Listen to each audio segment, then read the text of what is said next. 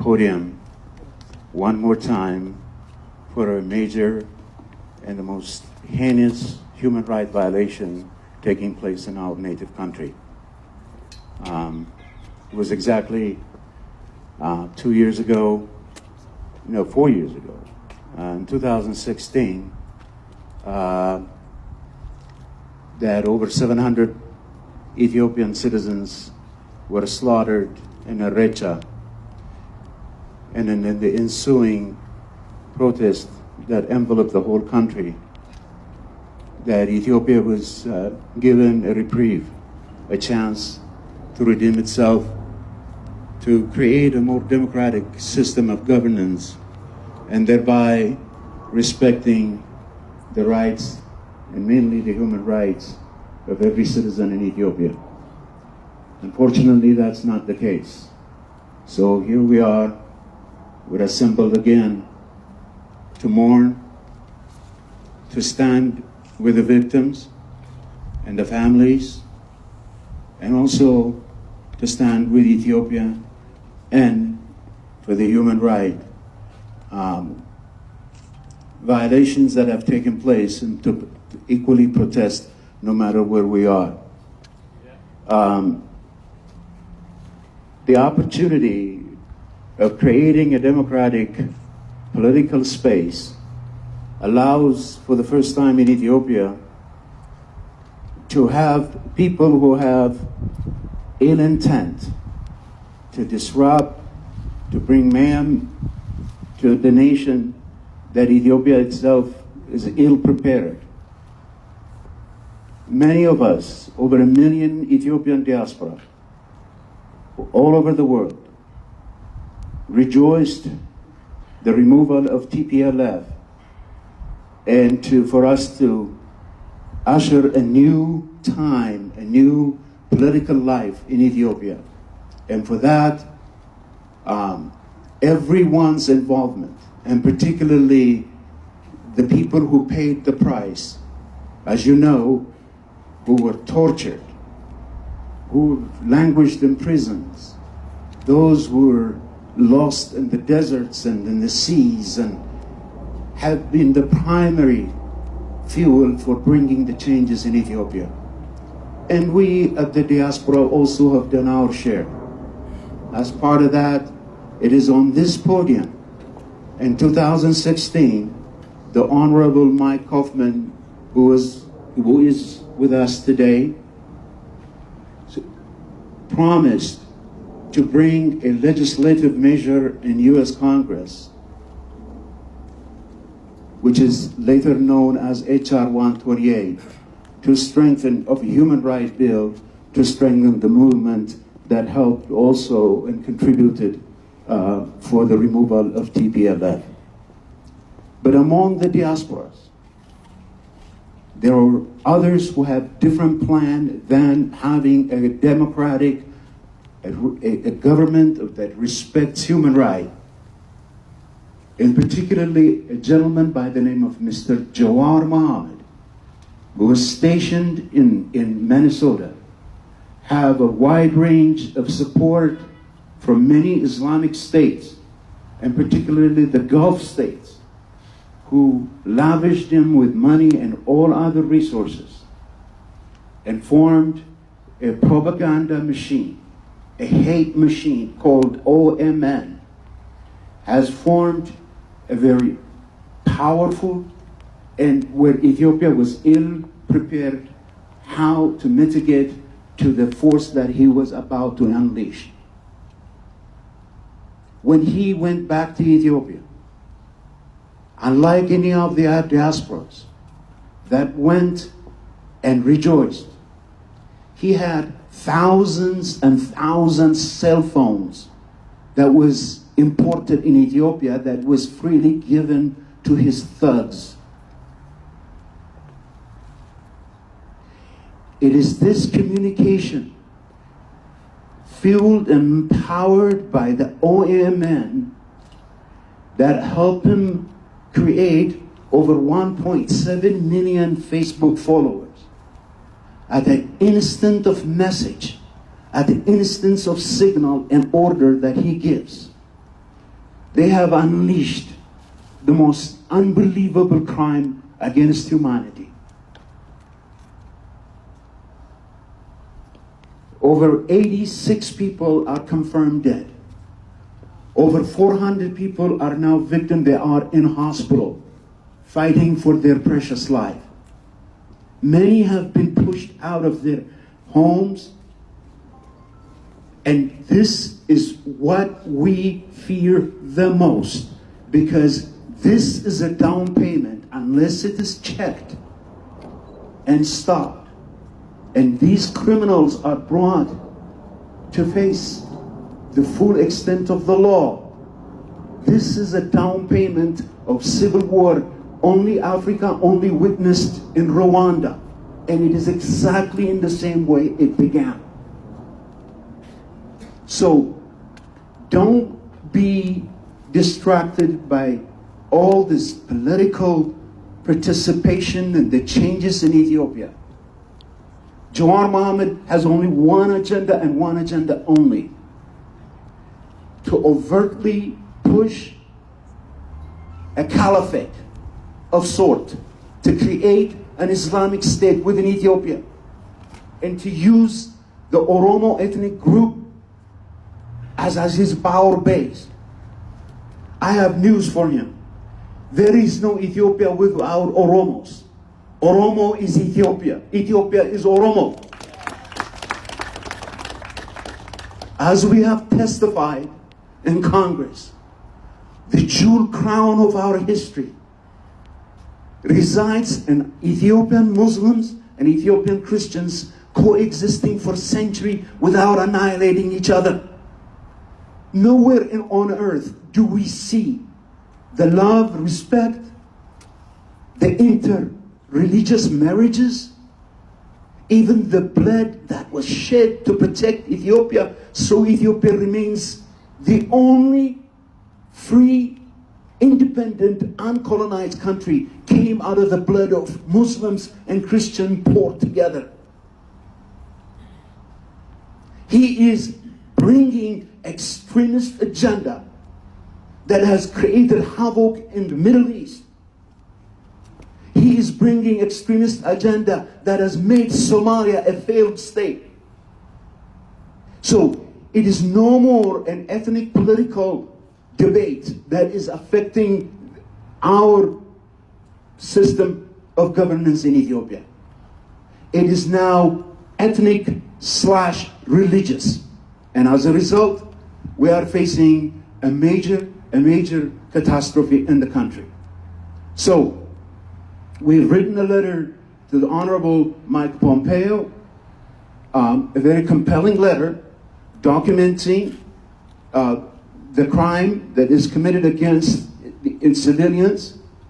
There was an ensued discussion between the Prime Minister of Ethiopia and the Secretary, and this subject has been brought.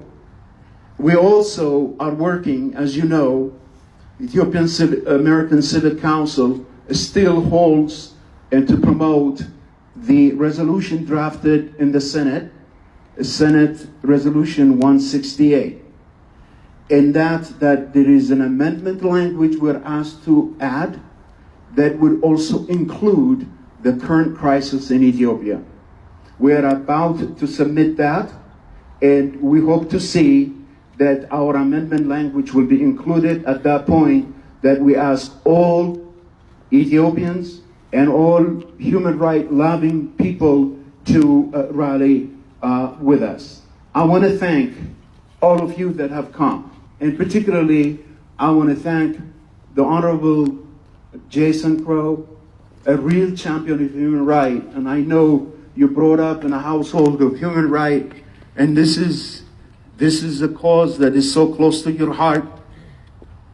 In this time of major legislation session, that you have taken the time to come to be with us, to stand with us shoulder to shoulder. I want to thank you for that. I want to thank you. I want to thank Congressman Mike Kaufman. Forever you have been a friend of Ethiopia. I'm sorry.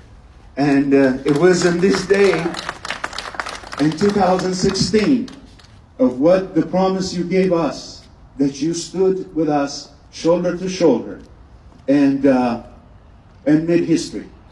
And here you are again today. I want to thank you for that. Mr. Fraser, Ryan Fraser, and Mr. Omar, we really want to thank you also for taking your precious time to come and stand with us, to stand for human rights, to stand for a rule of law. And with that, I would like to present to you the Honorable Jason Crow, who really has taken the time just to be with us today in this important occasion. Thank you again. Thank you, Mr. Tafari, for your continued leadership in the community, and to all of you for being here today. I am very proud to stand once again with my Ethiopian brothers and sisters, key members of our community, folks whose heart is both in this community but is also in Ethiopia as well. I have learned so much from all of you in the last few years, working side by side for human rights and dignity. I'm here to stand in solidarity once again, to say no to the politics of hatred, no to the politics of division, and no to violence in all of its forms across the world and in Ethiopia. Ethiopia is on the cusp of a once-in-a-generation opportunity to move forward together, to reconcile, to unite divisions that have been going on for far too long. But it'll only be able to take advantage of that opportunity if Ethiopia stands as one and pushes back against hatred and division and the ethnic politics that have torn apart the country for far too long. I will continue to be a champion and a partner with you to fight for human rights, to fight for freedom of speech, and to fight for peace and prosperity in Ethiopia for generations to come. Because you, your family members, and your children deserve no less. So I'm very proud, once again, to stand with you, and I will be a partner with you in the years to come. Thank you.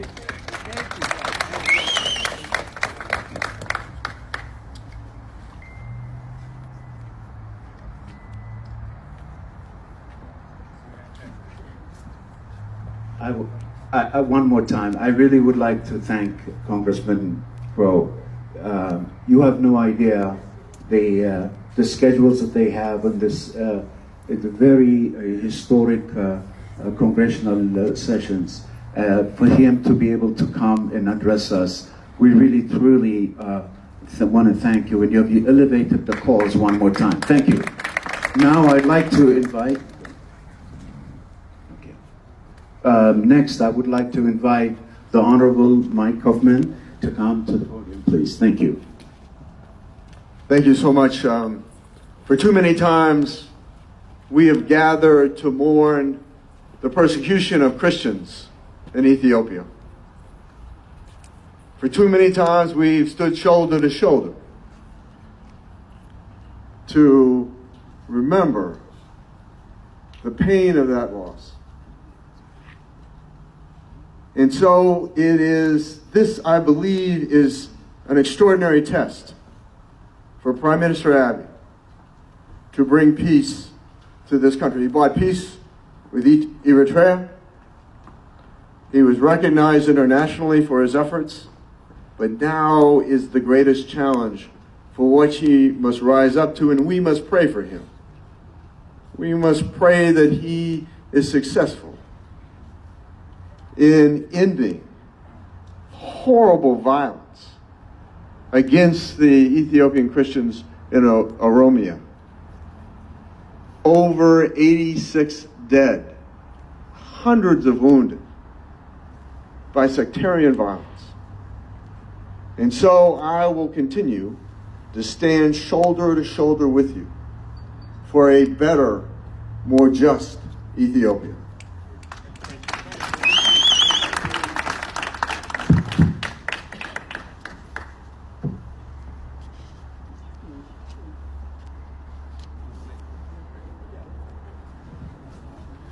Thank you very much.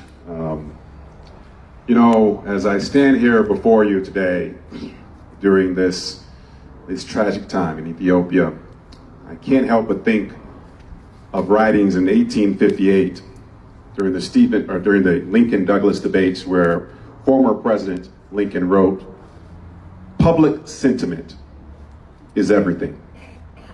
With it, nothing can fail.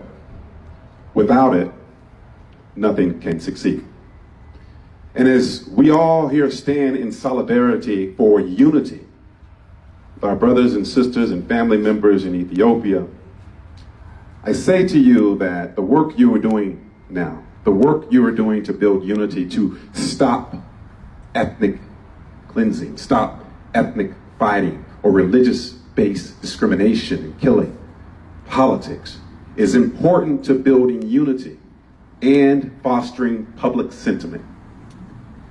Just as the people of Ethiopia came together to fight off a foreign invader during the Battle of Adwa in unity, must the people of Ethiopia come together to fight off domestic infighting that will ultimately, more greatly do more damage to the future of Ethiopia and to, more importantly, the children and grandchildren and great-grandchildren who are to come. So I stand here with you today in solidarity. I pray for the people of Ethiopia, and I ask us all to remember that we must work together, both those here in the U.S. and abroad and those in Ethiopia, to do our part to move and influence the public sentiment that says unity is the most important thing for our people. Thank you, and God bless you all.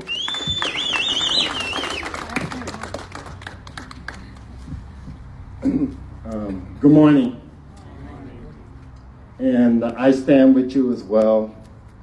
And we've seen, even in the United States, when violence and unity are not together, children hurt, families hurt, and then for generations and generations, it is difficult to repair. With the NAACP, I have seen how violence interrupts families, how families has been interrupted, schools has been interrupted, and then that community is depressed for a very long time. The importance of Ethiopia and East Africa, having peace there is extremely important. If Ethiopia is in disarray, then East Africa is in disarray. And if Ethiopia is together, if Ethiopia is one, then East Africa is solid.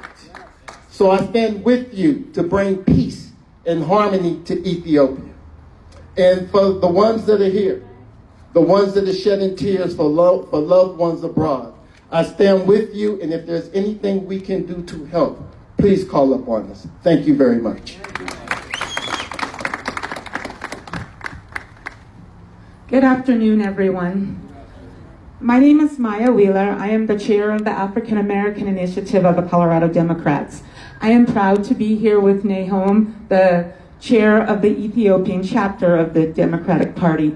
And we are here to say it is a catastrophe what is happening in Ethiopia. We are here to stand with you in the community and with our elected officials such as Jason Crow. We are here for you, and this violence must stop against the Ethiopian people. Thank you.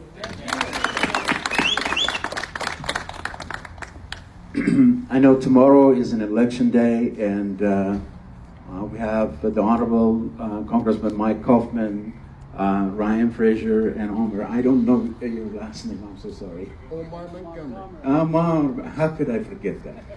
Omar Montgomery. They're running to be our city leaders, so I urge everyone, Ethiopian American Civic Council, our core mission is always to encourage our civic participation. It has helped us, propel us to be almost an example for many other Ethiopians everywhere else in the United States. And I really encourage everybody to do a turnout and vote. And I want to also say good luck to all of you. Thank you. ከዚህ ቀጥሎ አቶ ሳሙኤል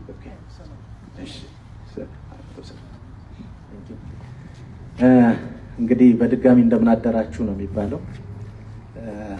ሁላችንም የተሰማንን ስሜት እንግዲህ ለሚመለከተው አካል ለመግለጽ ነው እዚህ የተገናኘ ነው። እጅግ በጣም አሳዛኝ ነገር ነው በሀገራችን እየሆነ ያለው። አይ ዶንት ኖ በምን ኃጢአታችን እንደምንቀጣም አይገባኝም ለኔ እውነት ለመናገርና ማድረግ ያለብንን ሁሉ እኛ አንድ ላይ ሆነን ብናደርግ የተሻለ ነው። ከዚህ በኋላ ወደኋላ የምንልበት ጊዜ አይመስልም። ጠላቶቻችን ወይም ደግሞ ሀገር የማፍረስ ራዕይ ይዘው የተነሱ ሰዎችም የሚተኙ አይደሉም። እንደምታዩት ነው ሰው እየሞተ እነሱ የሚሰጡትን መግለጫ እያየን ነው። ስለዚህ ከዚህ በኋላ ሁላችንም በአንድ ላይ ሆነን ለወገኖቻችን ድምፅ ልንሆናቸው ይገባል። እግዚአብሔር አምላክ ህዝቦቻችንን ከእንዲህ አይነት መከራና ህይወት የስቃይ ህይወት ይሰውርልን።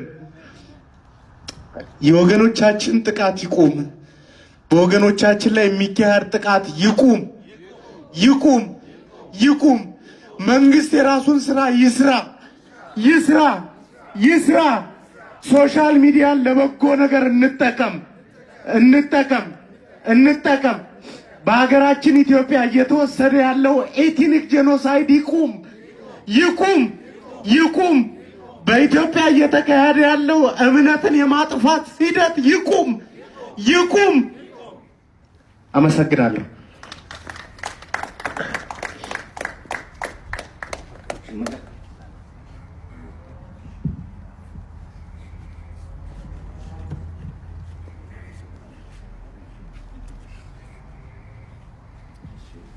እንግዲህ አቶ ሰለሞን በጣም እግዚአብሔር ይስጥልን። በጣም ከልባችን ያለውን ነው የተናገርከው። በዚህ ጉዳይ እንግዲህ እናንተም ቅድምም እንደተናገርኩት እኛ የሲቪክ ስራ አለን፣ የዲፕሎማሲ ስራ አለን። ወተንም በአደባባይም ወተንም ምሪ የምንልበትም አሳይመንት አለን። ቅድም እንደገለጽኩላችሁ ለሴኔት ሬዞሉሽን የምናቀርበው በተለይ የአሜሪካን ዜግነት ኖሮት በኢትዮጵያ ውስጥ ገብቶ እንዲህ አይነት አሰቃቂ ነገር ሲያደርግ ተጠያቂ መሆን ይገባዋል በአሜሪካን መንግስት እና እንዲህ የሚያደርጉ ሰዎች ኤኒሚ ኮምባተንት ተብለው በሌላ ሀገር በተለይ እንደዚህ ኤክስትሪሚስት አጀንዳ ይዘው የሚንቀሳቀሱ አሜሪካኖች በህግ እየታፈኑ ሳይወዱም እንኳን አንመጣም ብለው ሲሉ ከተደበቁበት ቦታ ሁሉ አፍነው እየመጡ ለህግ ያቀርቧቸዋል።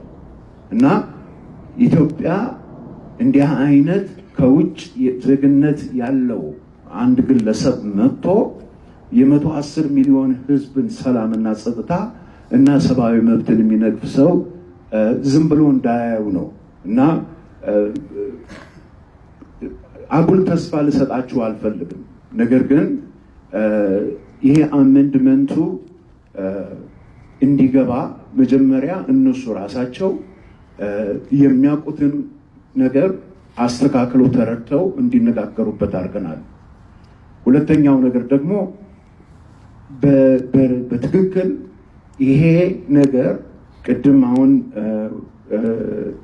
I believe it was Mr. Omar who mentioned ኢትዮጵያ ካልተረጋጋች፣ ኢትዮጵያ ሰላም ካላገኘች ሪጅኑ በሙሉ እንደሚናጋ እንኳን እና በኢትዮጵያ በሶማሌን በምታከል ሀገር ምን ያህል እንደተናጋ ያውቃሉ።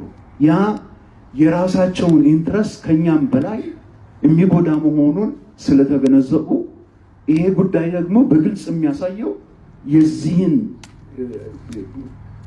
ከፍተኛ የሆነ ጠንቅነትን አውቀው ሬዞሉሽኑን የሚመጣ ከሆነ ይህንን ዛሁን የተከሰተውን ነገር በደንብ አድሬስ እንዲያደርግልን ነው እና ፈቃደኛ ናቸው። ላንጉጅን አሁን በዚህ ሳምንት ነው የምናቀርብላቸው። ሌላው ደግሞ እንድታውቁት የምፈልገው ነገር ምንድነው፣ ከበፊትም ጀምሮ በዚህ ጉዳይ ላይ ተቃውሞ የነበረው ሴኔተር ኢንሆፍ የሚባለው የኦክላሆማ ሴኔተር በአሁን ሰዓት ከሴኔተር ካርድን ጋር ሆነው ይህን ሬዞሉሽን ለማሳለፍ ፈቃደኛ ስለሆነ በጣም ትልቅ ምዕራፍ አልፈናል በጉዳዩ። And finally ይሄንን ነገር እኛ ካምፔን ስናደርግ የሚገርማችሁ ነገር ልክ ኤችአር 128 እንዳለፈ ብዙዎች ኢትዮጵያኖች ሁላችንም ልባችን ስለተማረከ ለምን አተውቱም የሰኔቱን ስራ እኛ እኮ ያው የምንፈልገውን ነገር አግኝተናል አቁሙት እያሉ ይጠይቁን ነበር። እንኳን አላቆም ነው እንኳን ይሄንን እንደው አገር ሰላም ሆነ አልጋ ባልጋ ሆነች ኢትዮጵያ ብለን እንኳን ከቤታችን ገብተን አልተኛን። ግን አንድ ያገኘነው ኢንፎርሜሽን አለ እና ይሄን ነገር ዛሬ ልነግራችሁ ፈልጋለሁ። በተለይ ሁለት ኮንሰርቬቲቭ ሴናተሮች ሄደን በመናነጋገርበት ጊዜ እነሱ ምንድነው ያሉት? ይሄ በኤትኒክ ምክንያት በብሔር ምክንያት ተነስቷል ኢትዮጵያ ውስጥ የሚባለውን አደጋ ይሄን ያህል ትኩረት አትስጡበት። እናንተ የሚያስፈራችሁ በሃይማኖት ምክንያት ከፍተኛ ዘመቻ በኢትዮጵያ ላይ እየተደረገ ነው። ይሄንን ነገር እናንተ ታውቃላችሁ ወይ ብለው እኛን ጠየቁን። ይሄ ደግሞ ዝም ብሎ ሴኔተሮች እንዲህ አይነት ነገር በሚናገሩበት ጊዜ ከመሬት ተነስተው ወይም ዝም ብሎ ጠርጥረውም አይደለም።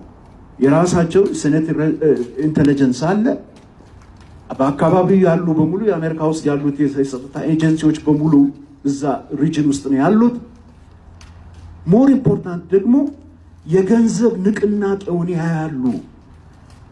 ከየት ወዴት እየመጣ ለምን ገንዘብ ወደ ኢትዮጵያ ውስጥ እንደሚገባ በተለይ ከመካከለኛው ምስራቅ ወደ ኢትዮጵያ ለምን እንደሚገባ ምንድነው ያሉት እነሱ ካንዴ ተላፓርት ጥያቄያቸው ምንድነው? አንድ አማራ፣ አንድ ኦሮሞ፣ አንድ ትግሬ ጎን ለጎን ብታስቀምጡላቸው ማን ምን እንደሆነ ብለይተው ያውቃሉ ወይ? ደንታቸው ነው ወይ? አይደለም። ስለዚህ ለኢትዮጵያ ውስጥ የሚገባው ገንዘብ የኤትኒክ ፖለቲካን ቅራኔን ለማባባስ ሳይሆን በሃይማኖት ምክንያት በተለይ አክራሪ የሆኑ ኃይሎች በኢትዮጵያ ላይ የዘመቱበት ነገር በመሆኑ እናንተ ይሄንን ነገር ትኩረት አድርጉበት ብለው የነገሩን ከ10 ወር በፊት ነው እንገራችሁ። እና ፈረንጆች የሚሉት ነገር አለ follow the money so you can arrive to the truth። እና እነዚህ ሰዎች ባዶ እጃቸውን አይደሉም የገቡት። ኢትዮጵያኖች ስንባል ሁላችንም በደስታ አበባ ይዘን ነበር ኢትዮጵያ ውስጥ የገባ ነው። ሌላው ግን እንዲህ አይነቱን መቅሰፍት የሚያመጣ መሳሪያ ይዞ ነው የገባው። እና ይህ የመጣብን ጠንቅ አገር የፈጠረው ሳይሆን ከውጭ በደንብ ተኮትኩቶ 10 ዓመት 15 ዓመት የተጠናበት ነገር በመሆኑ እኛ አንለያይም። የኦሮሞ ህዝብ የኢትዮጵያ ዋና ዋልታው ነው። የአማራ ህዝብ ዋልታው ነው። የትግራይ ህዝብ ዋልታው ነው። የኢትዮጵያ እስላምን የሚያክል በዓለም ውስጥ እስላም የለም። ኢትዮጵያን የሚያክል ክርስቲያን በዓለም ውስጥ የለም። ለምን? እምነታችንን ስላከረር ነው አይደለም። ግን አንዳችን ለአንዳችን ቦታ የምንሰጥ ነፃነት የምንሰጥ የምንጋባ የምንዛመድ አብረን ለአንድ ሀገር ደማችን የምናፈስ ህዝቦች ስለሆን ጀዋር መሐመድ ትናንት ተወልዶ የንጹሑን ብርቅዬ የኢትዮጵያን ታሪክ የእስልምና የክርስቲያን ዓለም የሌለውን አያፈርሳትም። ቃል እገባላችኋለሁ፣ አያፈርሳትም። ቤተክርስቲያን ደጅ ላይ ዛሬ ቆመው ዘበኛ ሆነው ያሉት እስላም ኢትዮጵያኖች ናቸው፣ ወደር የሌላቸው። ስለዚህ እንደዚህ ሆኖ ግን ከውጭ የመጣ ኃይል ኢትዮጵያን አያፈርሳትም። አሁንም ኢትዮጵያ ለዘላለም ትኖራለች። ደህና ሁኑልኝ።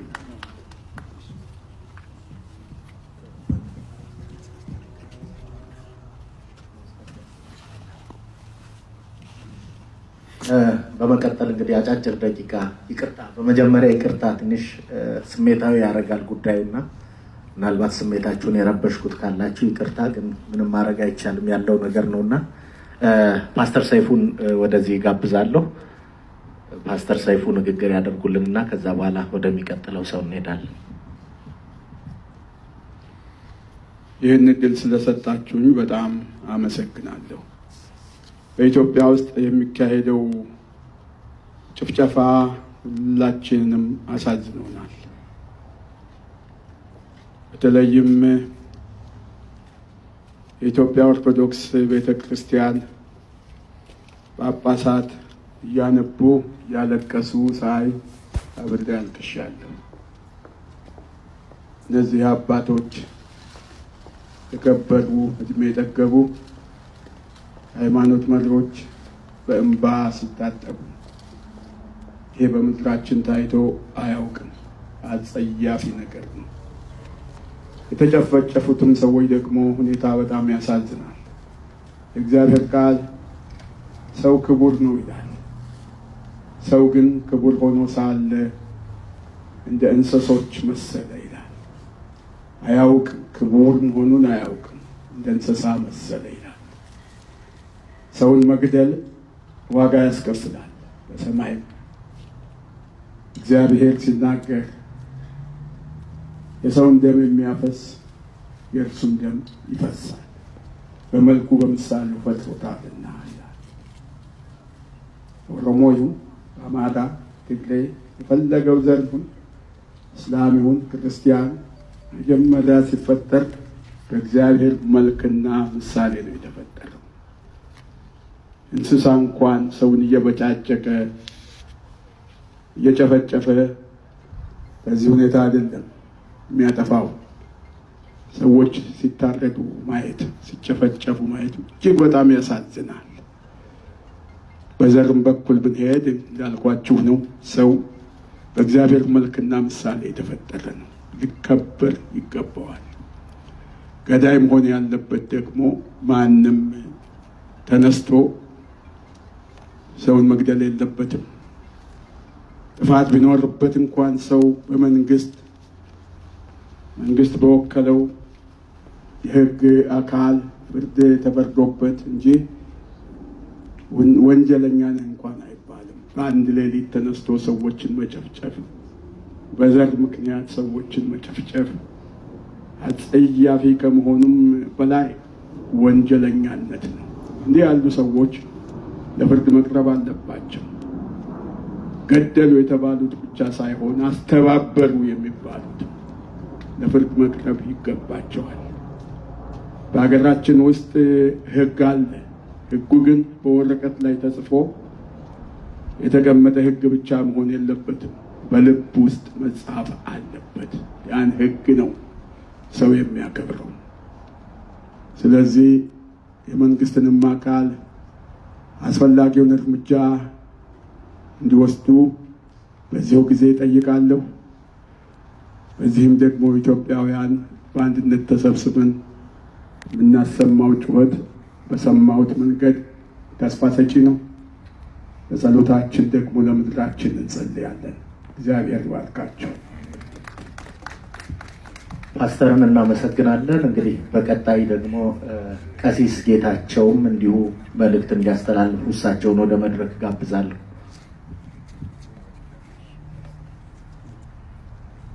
እሺ ወገኖቼ፣ እኔ ብዙ መናገር አልፈልግም። ምክንያቱም ከሃይማኖት ቤተሰብ በጥሩ ሁኔታ ፓስተር ጉዳዩን ገልጿል። ግን በቀቢጸ ተስፋ እንዳንኖር አንድ ነገር እነግራችኋለሁ። ኢትዮጵያ በዛ በምስራቅ አፍሪካ እግዚአብሔር የተከላት ዛፍ ነች። ማነው የተከላት? እግዚአብሔር የተከላት ዛፍ። ልብ ብላችሁ ተመልከቱ። ስር አላት፣ ግንድ አላት፣ ቅርንጫፍ አላት፣ ቅጠል አላት። እነዚህ ብሔር ብሔረሰቦች ናቸው። ቢለያዩ ግን ማንም መኖር አይችልም። ቅጠል የሌለው ዛፍ ህይወት የለውም። ቅርንጫፍ የሌለው ግንድ ዋጋ የለውም። ስር የሌለውም ግንድ አይቆምም። እኛ በአንድነት ካለን እግዚአብሔር ባርኮናል። በዚያ ምድር ላይ እንሰፋለን። በዚያ ምድር ላይ እንለመልማለን። በዚያ ምድር ላይ እናፈራለን። ይሄ የማይቀር ነገር ነው። አሁን በሆነው ነገር ወደ ቀቢጸ ተስፋ ልንገባ ከቶ አይገባል። አባቶቻችን ቀደም ባሉ ጊዜ በዚያ ምድር ብዙ መከራ አይተዋል፣ ብዙ ሲቃይ አይተዋል። ግን ጽናት ስላላቸውና አንድነት ስላላቸው የበረቱ ኃይሎችን ድል አድርገው በታላቅ ግርማ፣ በሞገስ፣ በመፈራትና በክብር ኢትዮጵያዊ የትም እንዲሆን አድርገውታል። እዚህ አገር ላይ አሁን እንደማንም ጥቁር ህዝቦች አይደለም እኛ የምንኖረው ሁሉ ጊዜ ባገኘነው አደባባይ ሁሉ ስለ ነፃነታችን የምንፎክር ሰዎች ነን። አልተገዛንም የምንል ሰዎች ነን። ያ የመጣው እንዴት ነው? አባቶቻችን በአንድነት ስለቆሙ ነው። እግዚአብሔር ይህንን ያደርጋል። ማንንም አንፈራም። ይሄ ነገር ይሆናል። ኢትዮጵያ ቆስላለች፣ ግን ቁስሏ ይፈወሳል። ትታደሳለች፣ ታፈራለች። ከፍ ብለን እንኖራለን። ግን አንድነታችንን እናጠንክር። በዘር በሃይማኖት በዘር በቆሳ በቃል በምን በተለያየ ነገር አንለያይ። እግዚአብሔር ይባርከን። ይችንም የምንኖርባትን ሀገር እግዚአብሔር ይባርክ። እንደዚሁ ለቅሷችንን የሚሰሙ እነዚህን ሰዎች አጅቦ የሚያኖረን የዚች የአሜሪካ ምድር እግዚአብሔር የተባረከ ይሁን። እግዚአብሔር አሜሪካንንም ይባርካት። አሜን።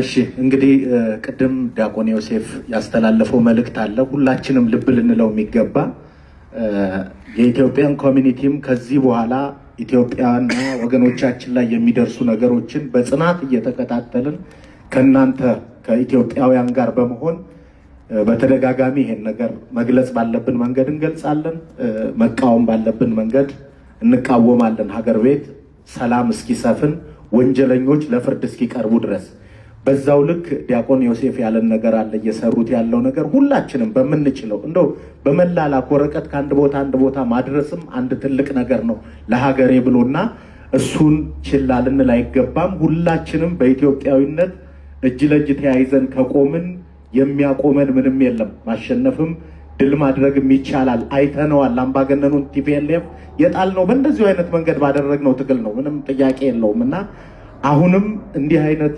ሽፍቶችን ሀገር ቤት ገብተው የሚበጠብጡ ወንበዴዎችን ለሕግ እስኪቀርቡ ድረስ መንግስትም ቢሆን ይሄ ቸልተኝነቱ ለዘብተኝነቱ እሱ የራሱ ምክንያት ሊኖረው ይችላል። ግን ያ ምክንያት አይደለም። ሰው እየሞተ የሀገር መሪ እንደ ሀገር መሪ መስራት ያለበትን አለመስራት ሌላ እይታ እንዲኖረን በሌላ መንገድ እንድንቃኝ አድርጎናል እና መንግስትም አሁንም ቢሆን ስራውን እንዲሰራ ወንጀለኞችን በአግባቡ ለፍርድ እንዲያቀርብ ሀገር ሰላም እንድትሆን ህዝቦች ወጥተው መግባት እንዲችሉ ሊያደርግ ይገባል። ይሄ ቀጥተኛ ኃላፊነቱ ስለሆነ ልማት እንትኔ ከዛ በኋላ የሚመጣ ነው። የሰው ልጅ መኖር ሲችል ነው፣ ቆሞ መሄድ ሲችል ነው ልማት የሚቀጥለው። ስለዚህ ልማት ላይ ተጠምደናል። እሱ ምክንያት አይደለምና ይሄንን መፍትሄ እስኪሰጡ ድረስ እዚህ በተለያዩ ስቴት ካሉ ወገኖቻችን ጋር የምንገናኝበትን መንገድ እየፈጠርን ወደፊትም እንቀጥላለን። እናንተም ከኢትዮጵያን ኮሚኒቲ እንዲሁም ከነ ዲያቆን ዮሴፍ ጋር ያሉትን ስራዎች በሙሉ በቅርበት ተጠግታችሁ እንድታግዙ መልእክት ለማስተላለፍ ነው። በመጨረሻም ኮሎኔል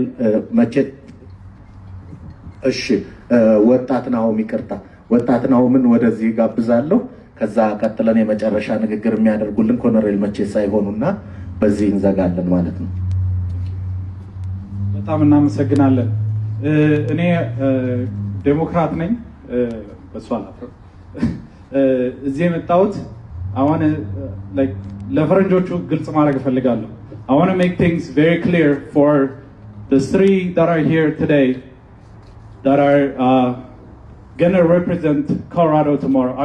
Aurora tomorrow. We are here gathered for justice.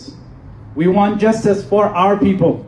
We are crying today because this many people, this many children, this many mothers did not need to die.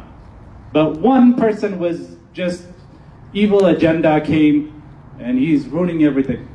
And I'm calling up to you three, whoever that's a victor tomorrow, I want you to follow this through.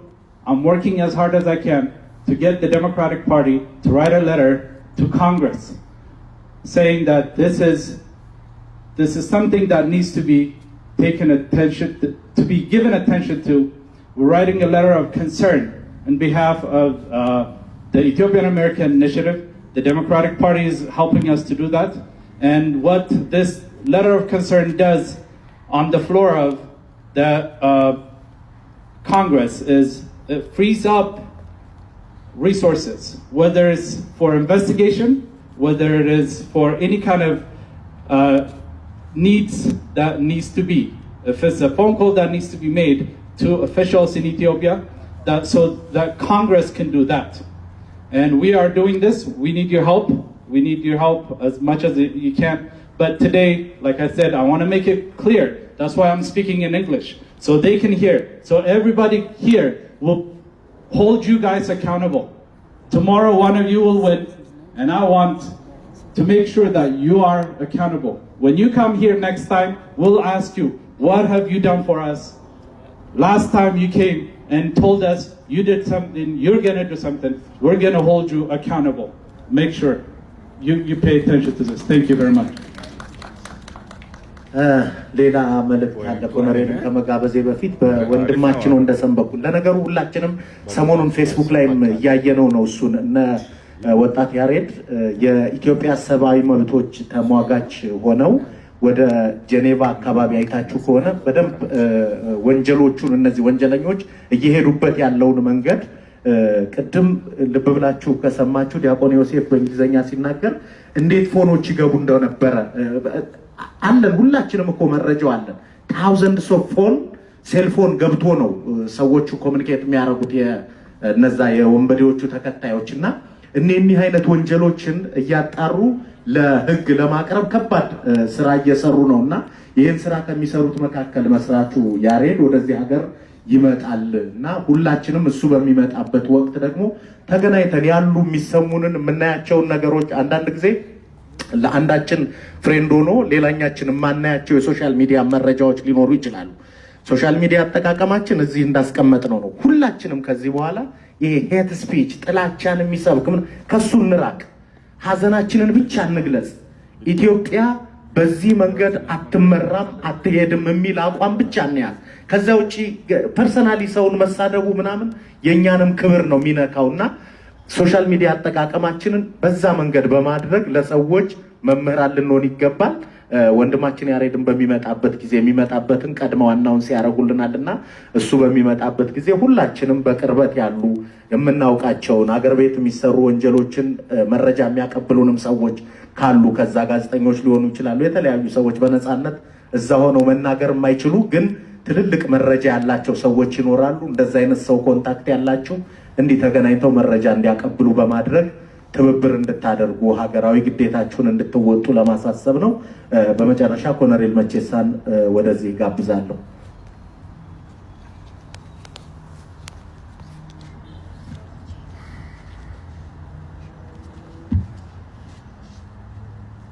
ሁላችሁም ዛሬ የወደቁ ወንድሞቻችን በከንቱ በግፍ የተገደሉትን ወንድሞቻችን ለማሰብ እዚህ በመገኘታችሁ ከልብ አመሰግናለሁ እኛ ኢትዮጵያውያን የዘር ልዩነት የለብንም እኔ ኦሮሞ ነኝ የትም ቦታ በሄድኩበት የዘር ጥላቻ በእኔም ሆነ በኦሮሞ ብሔረሰብ መካከል የለም ስለዚህ ለወደፊትም እጅ ለእጅ ተያይዘን ነው አገራችንን ኢትዮጵያን የምናስከብራት ኢትዮጵያ የሁላችንም እናት ነች የሌላ የተለየ የአንድ ብሔረሰብ ወይም የተለየ ብሔረሰብ እናት አይደለች ስለዚህ በግፍ የተገደሉ በእውነት በሚያሳዝን ሁኔታ ሰው ያሳደገውን እንስሳ እንኳን ለመግደል በጣም ይከብዳል እንኳን የሰው ልጅ ፍጡር ስለዚህ ሁላችንም አዝነናል ልባችን ተሰብሯል ይሄ እንዳይደገም ሁላችንም በጸሎትም አባቶቻችን መንፈሳዊ አባቶች ሁላችንም በጸሎት ወደ እግዚአብሔር እንጸልይ እኛም ደግሞ ቅድም እንደተባለው አንዱ አንዱን የተለያየ ቃላት ከመወርወር አንድነታችንን ጠብቀን በፍቅር ከዚህ በፊት እንደኖር ነው አብረን እንድንኖር አደራ ላለው አመሰግናለሁ ለወደፊቱ ይህ ነገር እንዳይደገም ሁላችንም የየበኩላችን እንድናደርግ አደራ ላለው አመሰግናለሁ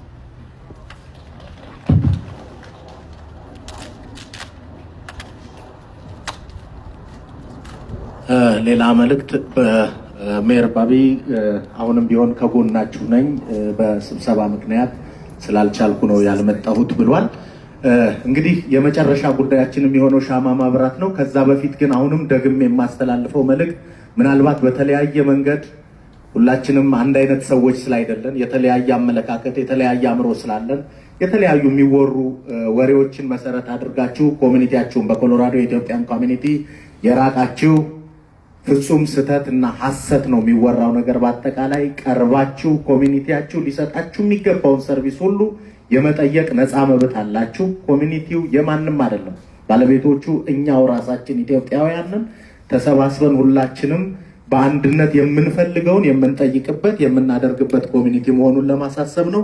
እንግዲህ እግዚአብሔር አምላክ በሀገራችን ኢትዮጵያ በአሰቃቂ ሁኔታ ነፍሳቸውን ያጡ ወገኖቻችንን ነፍስ ይማርልን። በዛም በሀዘን የተጎዱ የ17 ዓመት ልጇን ከነባሉ ያጣች ሴት አለች። ብቻ ማሰብ ይከብዳል። እንዴት እንደሚኖሩ አናውቅም። እግዚአብሔር ለነሱ መጽናናትን ይስጥልን። ዳግም እንዲህ አይነት አሰቃቂ ነገር በሀገራችን እንዳይፈጠር እሱ ይርዳን። ልንል የምንችለው ይህም ብቻ ነው ለጊዜው። ስለዚህ እግዚአብሔር ከኛ ጋር ይሁን። አሁን ሻማ እያበራን ሁላችንም በልቦናችን እነዛን ወገኖቻችንን እናስባቸዋለን። እግዚአብሔር አምላክ እንዲጎበኝልን እንጠይቀዋለን ማለት ነው።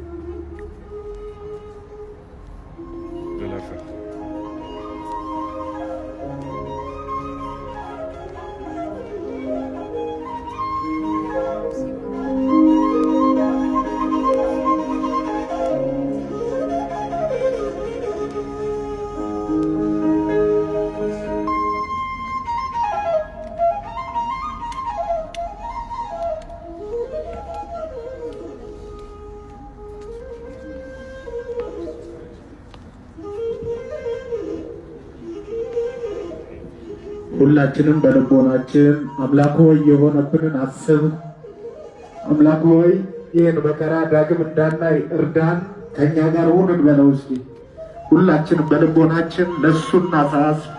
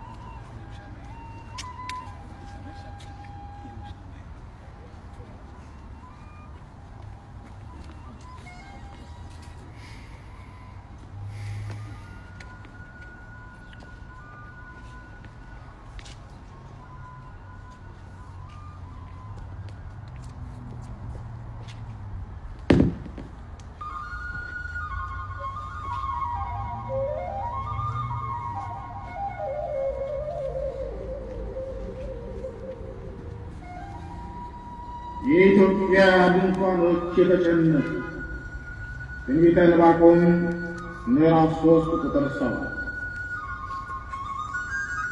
የኢትዮጵያ ድንኳኖች የተጨነቁ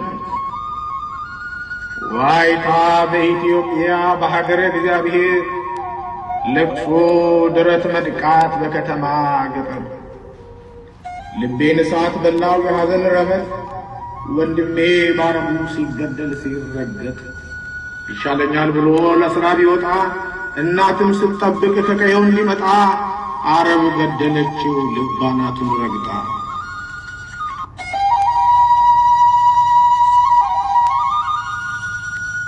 ተመልካቾቻችን አሁን የምትከታተሉት በዴንቨር ኮሎራዶ ያለው የሻማ ጊዜ ነው። ለሀገራችን የወጡት እንዳያችሁት እንግዲህ እንደ ኮንግረስመን ጄሰን ክሮ፣ ኦኖረብል ማይክ ኮፍመን ሁሉም ተገኝተው የዛሬ ትልቅ በዴንቨር ላይ ህዝቡ ወጥተው አሳልፈናል። የቁጭት ሰዓት የልብ ቃጠሎ እስከምንገናኝ መልካም ቀን እላችኋለሁ። በአባይ ሚዲያ ስም አመሰግናለሁ። በጨካኝ አረብ ተገሉ ዓለም ሁሉ የሚያደንቅ እሳትን ታገ መቅደላው